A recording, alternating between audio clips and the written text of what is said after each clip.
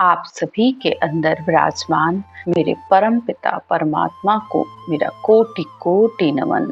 मनुष्य के अंदर भक्ति का भाव कैसे उत्पन्न होता है? तो सबसे पहले तो मनुष्य के अंदर भक्ति का भाव उसके संस्कारों से आता है। उसके माता पिता जो उसे बचपन से संस्कार देते हैं। अधिकतर ये देखा जाता है कि जिस परिवार में भक्ति भाव, प्रेम, पूजा अर्चना, सत्संग ये सारे गुण होते हैं तो उन बच्चों के अंदर भी वो गुण आ ही जाते हैं।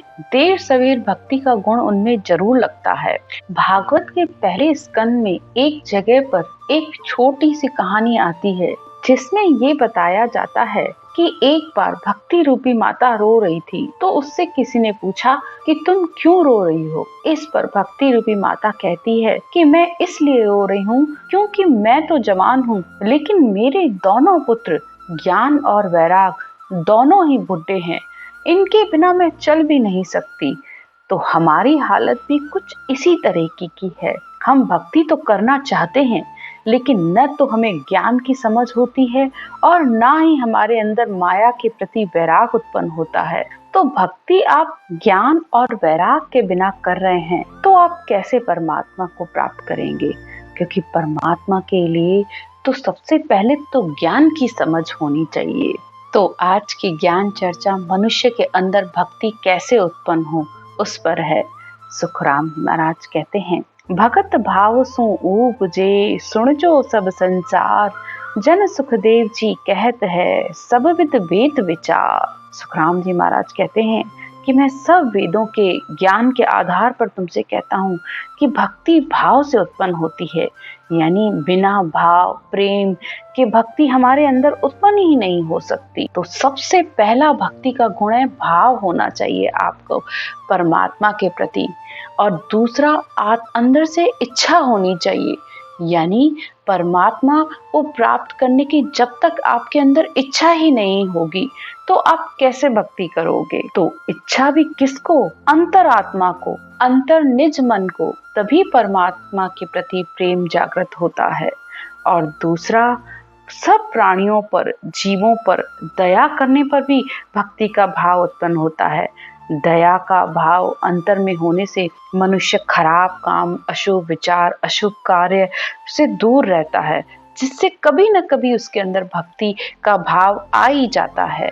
आगे सतगुरुदेव कहते हैं, संतारी संगत करे ज्यों त्यों करके आण, तो उपजे सुखराम कहे भक्ति भेद बखान।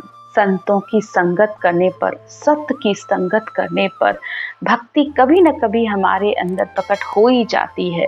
संतों के बताए गए ज्ञान को आदर देने पर, यानी उस ज्ञान को सुनकर मनन करना, चिंतन करना, बताई गई विधि के अनुसार नाम जप करने पर भी शरीर में, इसी शरीर में ही परमात्मा की प्राप्ति हो जाती है। जहाँ राम जी की भक्ति की चर्चा हो, गुणानुवाद हो, उसको सुनने, देखने, समझने पर भी भक्ति का अंकुर कभी न कभी हमारे अंदर आ ही जाता है।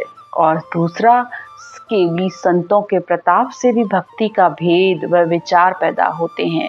ज्ञान, ध्यान, अच्छी करने की इच्छा व मन को मारने की विधि, सब संतों की संगत से ही ऐसे विचार हमारे अंदर आते हैं और तभी भक्ति का भाव भी पैदा होता है। और कभी कभी बेमन से भी अगर आप किसी सत्य का संग करते हैं, यानी सिर्फ देखकर भी अगर मनुष्य कोई भक्ति करने लग जाता है, भले उसे समझ नहीं है, तब भी उसके अंदर भक्ति का गुण आ जाता है। सुखराम जी महाराज कहते हैं कि जहाँ केवली भगवंत होते हैं वहाँ की रज भी अगर मुंह में चली जाए, यानी अणभय ज्ञान के शब्दों का गुण, तो भी भक्ति का गुण आ जाता है। महाराज कहते हैं कि इस तरह भक्ति कई तरीके से मनुष्य के अंदर आती है। आगे एक जगह पर कहते हैं, पूर्व जन्म में भक्ति रे भजन कियो भरपूर, जे निपजे सुखराम कहे मिलते चढ़े मुख नूर। सुखराम जी महाराज कहते हैं कि जिन्होंने पिछले जन्म में भक्ति भरपूर की है तो अगले जन्म में जैसे ही वे इस अनुभव ज्ञान को सुनते हैं, इस केवल ज्ञान को सुनते हैं, तो सुनते ही उस ज्ञान को अपना लेते हैं। वे न ज्यादा सवाल करते हैं, न जवाब, न कोई वाद विवाद, क्योंकि पिछले जन्म में उन्होंने भक्ति अपने कुल को खोकर, यानी इन 3 लोगों की भक्ति उन्होंने भरपूर की है।